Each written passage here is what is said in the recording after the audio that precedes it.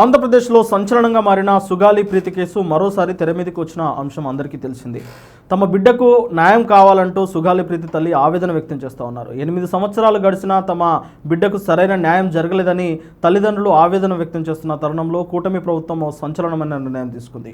ఈ కేసును సిబిఐకి అప్పగిస్తున్నట్లు ప్రకటన చేసింది. సెప్టెంబర్ 4న దీనికి సంబంధించిన సమావేశం కేబినెట్లో పెట్టుకొని దీనికి సంబంధించి ఒక నిర్ణయానికి వచ్చిన తర్వాత కేంద్ర హోంశాఖతో మాట్లాడి ఈ కేసును సిబిఐకి అప్పగించే అవకాశం ఉందని తెలుస్తున్నది. అయితే ఈ నేపథ్యంలో కొన్ని ప్రశ్నలు అయితే వస్తూ ఉన్నాయి. అప్పుడు అంటే 2020లో సిబిఐకి అప్పగించినప్పుడు చేతులెత్తేసిన సిబిఐ ఇప్పుడు ఈ కేసును న్యాయం చేస్తుందని ఎలా నమ్మగలుగుతారని చెప్పేసి కొన్ని ప్రశ్నలు అయితే విశ్లేషకుల నుంచి వ్యక్తమవుతా ఉన్నాయి. అయితే అప్పుడే అంటే 2020లో ఏదైతే వైసీపీ ఫస్ట్ కేసు 2017లో కర్నూలు జిల్లాలో ఒక రెసిడెన్షియల్ స్కూల్లో ప్రీతి అనే అమ్మాయి అనుమానాస్పద స్థితిలో మృతి చెందిన విషయం తెలిసిందే.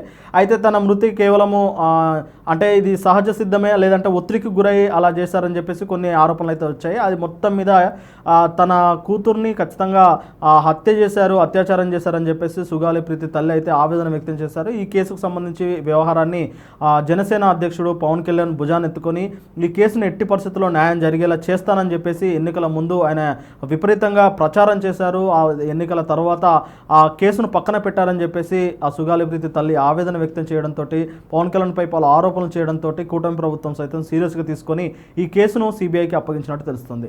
అయితే అప్పుడే ప్రాథమిక దర్యాప్తులో ఈ కేసుకు సంబంధించిన కీలకమైన ఆధారాలు అంటే ఎవిడెన్సెస్ ఫ్యాబ్రికేట్ అయిపోయాయి, ఆధారాలు లేకుండా పోయాయి, సాక్షులను తప్పించారు, సాక్షులు కూడా ఎవరు ముందుకు వచ్చే పరిస్థితి కనిపించడం లేదు.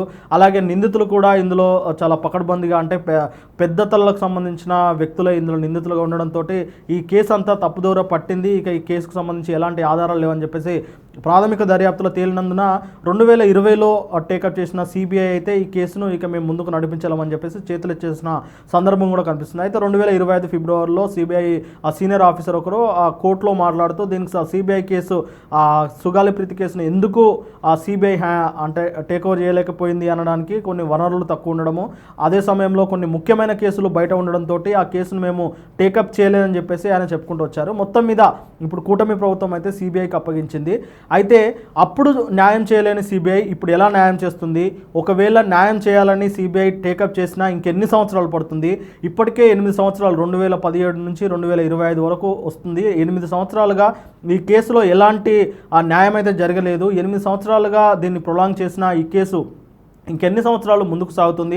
అసలు సుగాలి ప్రీతికి ఎప్పుడు న్యాయం జరుగుతుందని చెప్పేసి కూడా పెద్ద ఎత్తున విమర్శలు అయితే వస్తూ ఉన్నాయి. అయితే అంటే ఇలాంటి పరిస్థితుల్లో కూటమి ప్రభుత్వం సిబిఐకి అప్పగించాల్సి రావడానికి కూడా ఈ ఒత్తిడిలో ముఖ్యంగా ప్రజల నుంచి వచ్చే ఈ ఒత్తిడి కావచ్చు, లేదంటే సుగాలి ప్రీతి తల్లి నుంచి వచ్చిన ఆవేదన, అలాగే తను పలు సందర్భాల్లో మీడియా ముందుకు వచ్చి కూడా పవన్ కళ్యాణ్పై ఆరోపణలు చేయడంతో ఈ కేసును అయితే కూటమి ప్రభుత్వం సీరియస్గా తీసుకొని సిబిఐకి అప్పగించింది. చూడాలి మరి ఎన్నాళ్లకు సుగాలి ప్రీతికి న్యాయం జరుగుతుందో అనేది వేచి చూడాలి.